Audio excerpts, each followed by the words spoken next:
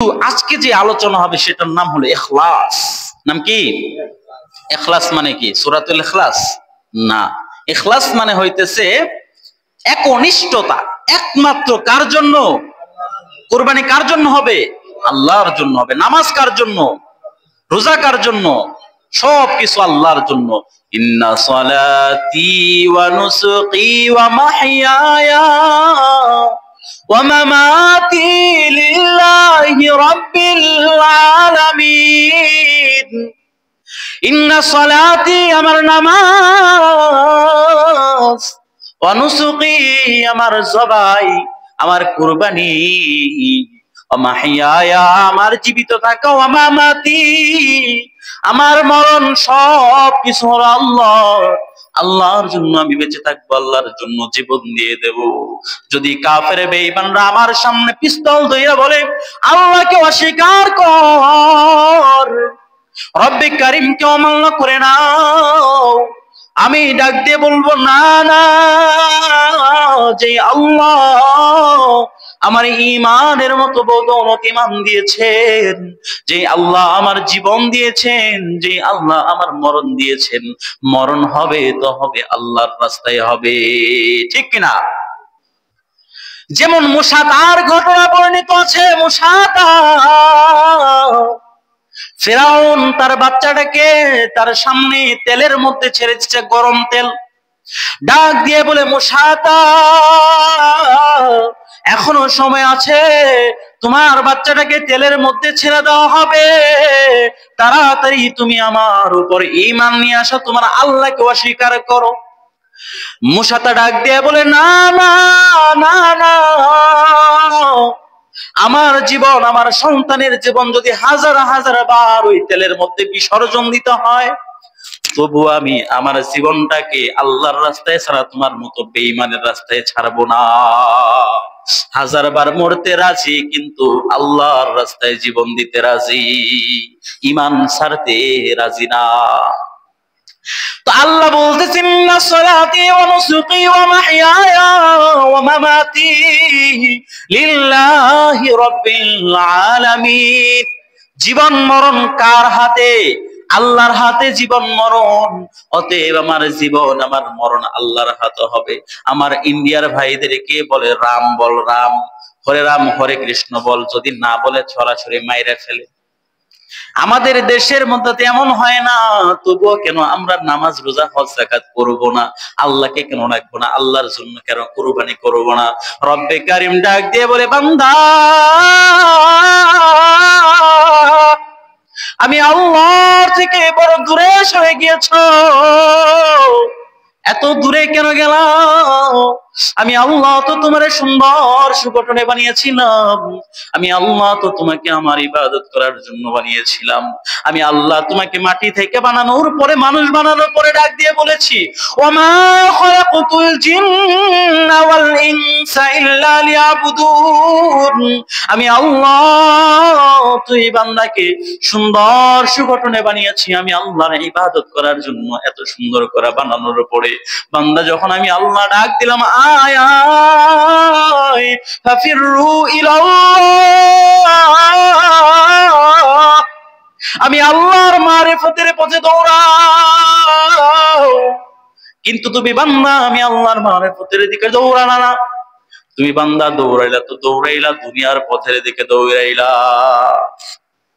এই জন্য আল্লাহ শিক্ষা দেয়, নবী আমার, আপনি যদি কুরবানি করেন কার জন্য করবেন? জোরে বলেন, কার জন্য করবেন? একমাত্র আল্লাহর জন্য কুরবানি করব। কুরবানির মানে কি? কুরবানির মানে শুধু ওই গরু জবাই করা নয়। কুরবানির মানে হলো যখন আমার মন চায় না আল্লাহর ইবাদত করি, যখন আমার মন চায় না আমি নামাজ পড়ি, যখন আমার মন চায় না একটু ঘুমায়া থাকি, যখন আমার মন চায় না যে আমি রোজা রাখি, যখন আমার মন চায় না মসজিদে গিয়ে আল্লাহকে একটা সিজদা দেই, তখন আমার মনের বিপরীত কাজ করাকে কুরবানি বলে। সুবহানাল্লাহ বলেন। এই জন্য যদি কুরবানি করতে হয়, যখন মনটা আমার বলবে নামাজ পড়ো না, তখন পড়তে হবে। মনটা যখন বলে না যে দান করো, তখন দান করতে হবে। মনটা যখন বলবে ঘুমাও, তখন না ঘুমায়া থাকতে হবে।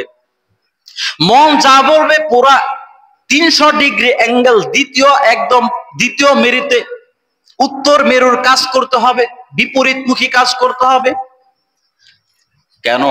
কারণ আল্লাহ তাআলা বলেন ওয়া আম্মা মান খাফা মাকাম রাব্বি ওয়া নাহান নাফসা আনিল হাওয়া ফাইন্নাল জান্নাতা হিয়াল মাওয়া। যে ব্যক্তি আল্লাহকে ভয় পাইলো, আল্লাহকে ভয় পায় কিয়ামতের কঠিন মুসিবতের দিন আল্লাহর সামনে দাঁড়াতে হবে। আল্লাহ জিজ্ঞেস করবে, ও আব্দুল্লাহ, ও আব্দুর রহমান, আমি আল্লাহ তোমাকে যে সৃষ্টি করেছিলাম, তুমি আল্লাহকে আমার ইবাদত করেছিলা কিনা? আল্লাহ যখন জিজ্ঞেস করবে, বান্দা দেখে আমি তো নামাজ পড়ি নাই, রোজা রাখি নাই, আল্লাহর সামনে দণ্ডায়মান হতে পারবো না, আল্লাহর কাছে জবাব দিতে পারবো না, এই ভয় করে আল্লাহর হুকুম মেনেছে, আল্লাহর নাফরমানি করে নাই।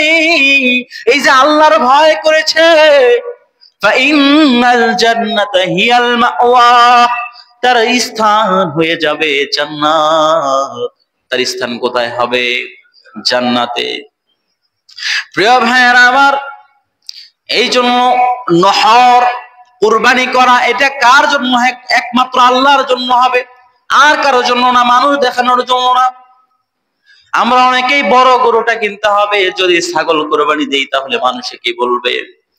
আমি গরু কিনছি, কিন্তু গরুটা বড় সাইজের না, তাহলে মানুষে কি বলবে?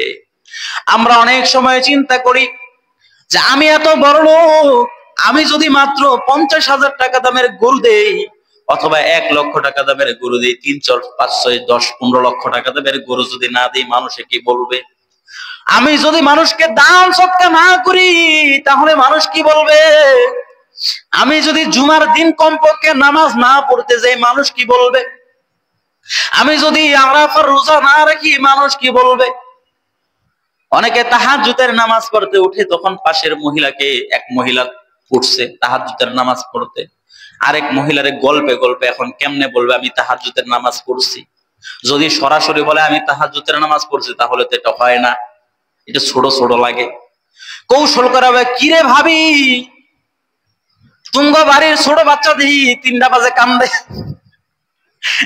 3টা বাজে কান্দে, ভাবি তুমি 3টা বাজে শুনলা কেন? বুঝো না, তাহাজ্জুদ পড়তে উঠছিলাম। সিস্টেম করে বইলা দিল, জানো না আমগো গরু পুরা এলাকার মধ্যে সব থেকে বড় গরু কুরবানি দেই আমরা।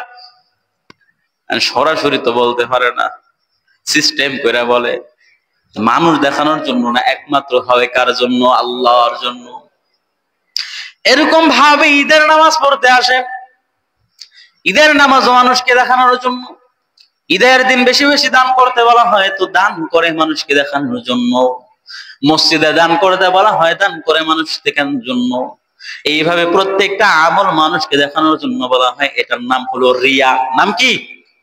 রিয়া। আমরা অনেকে মেয়ের নাম রাখি না রিয়া, ঠিক না, ওই গ্লাসটা লাগাই দেন। রিয়া মানে হচ্ছে মানুষ দেখানোর জন্য ইবাদত করা। যেহেতু একদিকে আল্লাহকে দেখানোর জন্য ইবাদত করতে হবে, আরেক দিক হলো মানুষকে দেখানোর জন্য ইবাদত করা। তো যেহেতু আল্লাহকে না দেখায়া মানুষকে দেখাইতেছেন, তখন আল্লাহর সাথে কুফরি হইতেছে। কার সাথে কুফরি? এই জন্য বলা হয় রিয়া হইল কুফরি। রিয়া কি? আল্লাহ বলতেছেন, বান্দা তুমি কুরবানি করছিলা? কিয়ামতের দিন জিজ্ঞেস করবে, কয় করছি। কয় ফজরের নামাজ পড়ছিলেন? পড়ছি। জোহরেরটা পড়ছিলেন? কয় পড়ছি। আসরেরটা পড়ছিলেন? কয় পড়ছি। কয় হজ করছিলা নাকি? বলে করছি। যাকাত দিছিলেন? দিছি। বান্দা তুমি যাও জাহান্নামের দিকে। আল্লাহ আপনি না কইছেন ইবাদত করলে জান্নাতে যাবে, জাহান্নামে যাইতে বলেন কেন? তুমি তো করছিলা আমার জন্য না, মানুষের জন্য, মানুষকে দেখানোর জন্য। মানুষ তো তোমাকে দুনিয়ার জমিনে হাজী সাহেব বলে ডাক দিছে, নামাজি বলে ডাক দিছে, মুসল্লি বলে ডাক দিছে। মানুষ তো তোমাকে দানশীল বলে ডাক দিছে, বড় কুরবানি করেনওয়ালা বলে ডাক দিছে। তো মানুষ যে ডাকছে, তোমার তো আশা, তুমি যে পাও না সে তো পায়া গেছো, যেটা পাওয়ার সে তো পায়া গেছো তুমি। তাহলে এখন আমার কাছে কেন আসছো? কি যে জিনিস এটা! ইবাদতটা পুরাটা নষ্ট হয়ে যায় এই রিয়ার কারণে। আর এই রিয়াটা নষ্ট হয় ইখলাসের মাধ্যমে। কিসের মাধ্যমে? ইখলাসের মাধ্যমে। হাযা সিররুন বাইনুল্লাহ ওয়া বাইনা আবদি, এটা হলো বান্দা এবং আল্লাহর মাঝখানে এমন এক গোপন বিষয়, গোপন এক মারিফত, গোপন এক রহস্য, গোপন এক রহমত। আল্লাহর পক্ষ থেকে বান্দা যখন এই গোপন বিষয়টা আল্লাহর সাথে চুক্তি করে ফেলে, আল্লাহ দুনিয়ার কারো দেখানোর জন্য আমি করি নাই, মানুষকে দেখানোর জন্য করি নাই, জিনকে দেখানোর জন্য করি নাই, স্ত্রীকে দেখানোর জন্য করি নাই, স্বামীকে দেখানোর জন্য করি নাই, সন্তানকে দেখানোর জন্য করি নাই, এলাকাবাসীকে দেখানোর জন্য করি নাই, একমাত্র আপনাকে দেখানোর জন্য করেছিলাম। আপনাকে দেখানোর জন্য হজ করেছিলাম, আপনাকে দেখানোর জন্য যাকাত দিয়েছিলাম, আপনাকে দেখানোর জন্য নামাজ পড়েছিলাম, আপনাকে দেখানোর জন্য রোজা রেখেছিলাম, আপনাকে দেখানোর জন্য কুরবানি করেছিলাম। আল্লাহ আপনার এবং আমার মাঝখানে এই গোপন রহস্যময় এক চুক্তি হয়েছিল, দুনিয়ার কারো মধ্যে হয় নাই। আপনি আমাকে এটার জাযা দিয়ে দেন। আল্লাহ সাথে সাথে বান্দাকে নিজের হাতে জাযা জান্নাত দিয়ে দেবে। সুবহানাল্লাহ বলে। প্রিয় ভাইয়েরা আমার, এই জন্য ইবাদত একমাত্র হবে আল্লাহর জন্য, একমাত্র আল্লাহর জন্য হবে। কিন্তু কুরবানির যে ইবাদত, এটা এত কঠিন ইবাদত। রোজার একটা বৈশিষ্ট্য বলছিলাম, খেয়াল আছে আপনাদের? রোজা হলো একমাত্র তাকওয়ার ইবাদত, যেই ইবাদত একমাত্র আল্লাহর জন্য করা হয়। কারণ মানুষ চাইলে গোপন ভাবে সে খাবার গ্রহণ করতে পারে, কিন্তু সে গ্রহণ করে না, মানে হইতেছে সে একমাত্র আল্লাহর জন্য করছে। রোজার মাসে নিজের ঈমানকে বাইরে যখন সোজা করছেন, এবার 1 মাস 1.5 মাস 2 মাস পরেই আল্লাহ এমন এক পরীক্ষা দিচ্ছে, যে পরীক্ষার মূল বিষয়বস্তু হইতেছে, বান্দা তোর একদিকে বলবো খা, আরেক দিকে বলবো লোভ রাখিস না, দেখবো তোর ঈমানের জোর কতটুকু। এমন এক ইবাদত যেটার মধ্যে ইখলাস রাখা সম্ভব হয় না। ইখলাস রাখা কি হয় না? আল্লাহ কুরবানি করতে বলছে, আবার গোশতকে হাদিয়া দিয়ে দিছে। আগের জামানায় গোশত পুইরা যাইতো আসমান থেকে আইসা, কিংবা এরকম কোন নিয়ম ছিল না। কিন্তু আমাদের জামানায় ইব্রাহিম আলাইহিস সালাম থেকে গোশত খাওয়ার বিধান আসছে। তো একদিকে বলতেছে কুরবানি করো, গোশত খাও, আরেকদিকে বলতেছে গোশত খাওয়ার লোভ রাখো না। দুইটা বিপরীতমুখী এমন বিষয়কে একত্রিত করছে, যেটা চুম্বকের মতো আকর্ষণ করে। আপনাকে যদি বলে খাও, তো খাওয়ার প্রতি আকর্ষণ থাকবে না? থাকবে না? থাকবে। আবার আরেকদিকে বলতেছে একটু আকর্ষণ যদি থাকে, তোমার ইখলাস নষ্ট হয়ে যাবে, একমাত্র আমি আল্লাহর জন্য কুরবানি দিতে হবে।